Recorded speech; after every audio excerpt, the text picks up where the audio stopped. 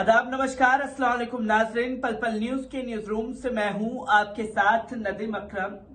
मराठी मुस्लिमों को लेकर के महाराष्ट्र की राजनीति में महासंग्राम छिड़ गया है और भारतीय जनता पार्टी जैसे ही मराठी मुस्लिम शब्द का जिक्र आया तो बुरी तरीके से बौखलाई हुई दिखने लगी है, क्योंकि हाल ही के चुनाव में जिस तरीके से आरएसएस के गढ़ नागपुर में भारतीय जनता पार्टी ने अपना किला गंवाया है, तो उसे कोई सांप्रदायिक रंग देने के लिए एक ऐसा मुद्दा महाराष्ट्र की राजनीति में चाहिए जिससे वो सांप्रदायिक भावना भड़का करके राजनीति पर काबिज हो चुके।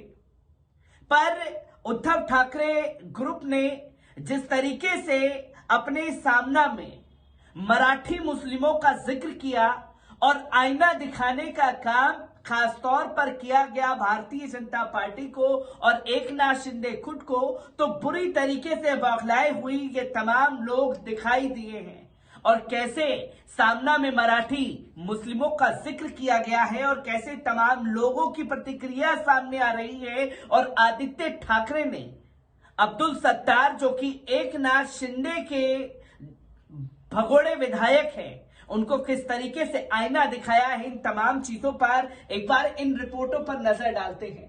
आपको बता दें कि उद्धव ठाकरे ग्रुप ने मराठी मुस्लिमों को लेकर के एक लेख लिखा था, जिसके बाद भारतीय जनता पार्टी जमीनी स्तर पर उद्धव ठाकरे को घेरने के लिए मराठी मुस्लिम शब्द का जिक्र करती हुई दिखाई दी है। आपको बता दें कि देश की सबसे समृद्धिशील महानगर पालिका मुंबई मनपा यानी कि बीएमसी चुनाव की अभी भले ही घोषणा नहीं हुई हो, पर भाजपा ने बीएमसी पर कब्जा जमाने के लिए जोरदार तैयारी शुरू कर दी है और निशाने पर है उद्धव ठाकरे गुट। उद्धव की शिवसेना चुनाव के पहले ही औरंगजेब की एंट्री हो चुकी है। शनिवार को संवाददाता सम्मेलन को संबोधित करते हुए मुंबई भाजपा अध्यक्ष आशीष शोलार ने कहा कि क्या उद्धव ठाकरे औरंगजेब का अपूर्ण स्वप्न पूरा करना चाहते हैं। शोलार ने कहा कि औरंगजेब का मराठी भाषियों को जीतने का सपना पूरा नहीं हो सका था, पर अब क्या उद्धव ठाकरे गुट औरंगजेब का अधूरा सपना पूरा करना चाहते हैं। मुंबई भाजपा कार्यालय में पत्रकारों से बातचीत में विधायक शिलार ने कहा कि शिवसेना नए वोट बैंक के लिए मुंबईकरों के बीच भ्रामक दुष्प्रचार कर रही है। इसका जवाब देने के लिए पार्टी जागर मुंबई यात्रा अभियान शुरू करने जा रही है, जहां मराठी मुस्लिम का जिक्र उद्धव ठाकरे के सामना में किया गया और यह बताया खासतौर पर कि कैसे मराठी मुस्लिमों ने बाला साहब ठाकरे का साथ दिया था और किस तरीके से चुनाव में उद्धव ठाकरे का साथ मुस्लिम समुदाय की तरफ से दिया गया। इसकी भी जीती जागती तस्वीरें जो हैं वो लोगों के सामने आई। तो वास्तव में वे मराठी और मुस्लिम कहना चाहते थे, लेकिन राजनीति चतुराई और सीधे बोलने के साहस की कमी के कारण मराठी मुस्लिम शब्द का इस्तेमाल किया। शेलार ने कहा कि ठाकरे ने हमारा सीधा सवाल है कि आप मराठियों को मुसलमान बना रहे हैं, तो मराठी जैनियों का विरोध क्यों कर रहे हैं। उन्होंने कहा कि भाजपा भूमिका मराठी मुंबईकर की है, जाति धर्म भाषा के आधार पर कोई भेदभाव नहीं। मुंबई में जो रहता है वे हमारा है और मराठी भाषी भी हमारे हैं। भाजपा नेता ने कहा कि मुंबई में एक मोहम्मद अली रोड और दूसरी मालवनी ऐसी दो जगह हैं जहां बुलडोजर कभी नहीं चलते हैं और अवैध निर्माण के खिलाफ कोई कार्रवाई नहीं की जाती। तो किस तरीके से गंदगी इन लोगों के दिमाग में मुसलमान शब्द को लेकर के भरी हुई है, तो ये साफ तौर पर भारतीय जनता पार्टी के विधायक जो हैं कहते हुए दिखाई दिए। जहां मुस्लिम बस्तियों पर बुलडोजर क्यों नहीं चलता, ये तमाम चीजों का जिक्र करते हुए दिखाई दिए, खासतौर पर उद्धव ठाकरे को निशाना बनाने के चलते। और सिर्फ मराठा मुस्लिमी पूरी तरीके से उद्धव ठाकरे के समर्थन में उतर आए हैं, क्योंकि इससे पहले उद्धव ठाकरे के समर्थन में पूरे मराठी मुस्लिम सेवा संघ ने अपना समर्थन दिया था। आपको बता दें कि मराठी मुस्लिम सेवा संघ ने शिवसेना पक्ष प्रमुख उद्धव ठाकरे को बिना शर्त समर्थन दिया है। शुक्रवार को मातोश्री में उद्धव ने मराठी मुस्लिम सेवा संघ के प्रतिनिधियों ने मुलाकात की। मराठी मुस्लिम सेवा संघ ने कहा कि शिवसेना के बागी विधायकों ने शिवसेना प्रमुख दिवंगत बाला साहब ठाकरे के त्याग और परिश्रम का विचार बिना अपने स्वार्थ के लिए पार्टी और आपको नुकसान पहुंचाया है और चुनौती भी दी है। इस पर विचार करते हुए हमने आपको महाराष्ट्र की अस्मिता, एकता, अखंडता और विकास के लिए बिना शर्त समर्थन देने का फैसला किया है। संघ का कहना है कि फिलहाल जो लोग हिंदुत्व का पाठ पढ़ा रहे हैं उन्हें मालूम नहीं है कि बाला साहब ठाकरे ने छत्रपति शिवाजी महाराज के सिद्धांतों और मूल्यों पर पार्टी की स्थापना की थी।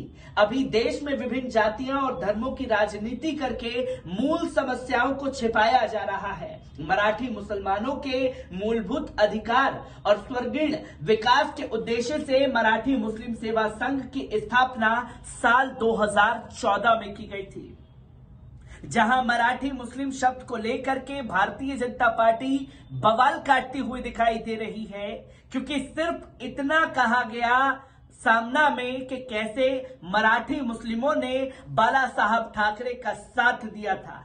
और भारतीय जनता पार्टी की तो आदत हो चुकी है कि उसे इतिहास के हर उस पन्ने को या तो जला देना है या फाड़ देना है या अपने हिसाब से लिखना है जिन इतिहास के पन्नों में मुस्लिम शब्द का जिक्र किया गया है। और इसी को चलते बार बार बवाल करती हुई भाजपा नजर आती है, क्योंकि इससे पहले साफ तौर पर देखने को मिला था कि आदित्य ठाकरे और अब्दुल सत्तार के बीच तीखी बहस देखी गई थी।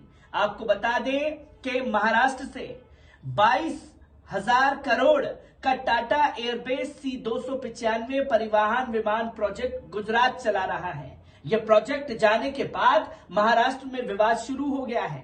इस प्रोजेक्ट के जाने के बाद विपक्ष ने शिंदे फडणवीस सरकार पर निशाना साधा।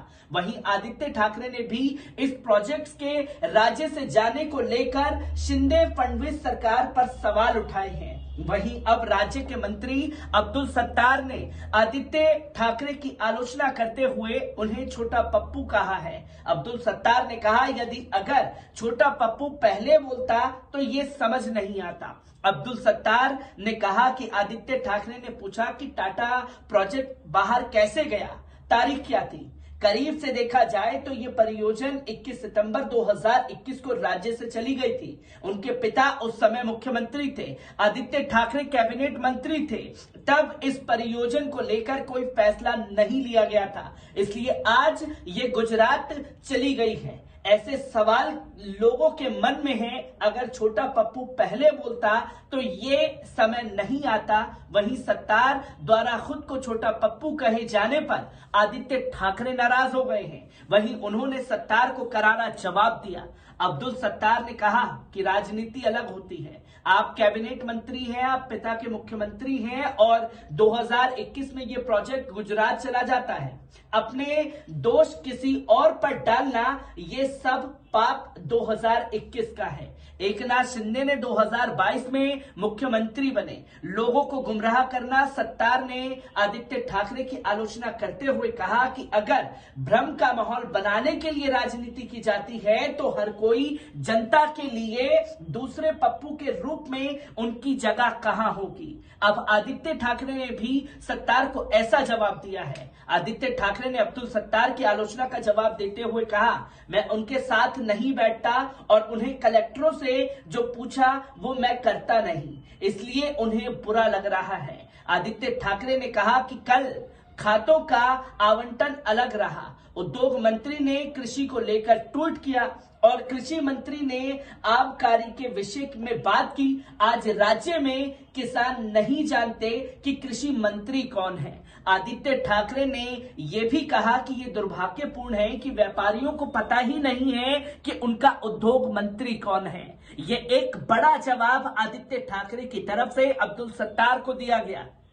क्योंकि जिस तरीके की राजनीति महाराष्ट्र में चल रही है, भारतीय जनता पार्टी को चाहिए कि वो अपनी खोई हुई सत्ता पर काबिज हो, और खोई हुई सत्ता तभी मिल सकती है जब भारतीय जनता पार्टी मुस्लिम एंगल निकाल करके महाराष्ट्र के चुनाव में लेकर के आएगी। मैं ऐसी ही खबरों से आपको रूबरू कराता रहूंगा। दीजिए इजाजत, शुक्रिया।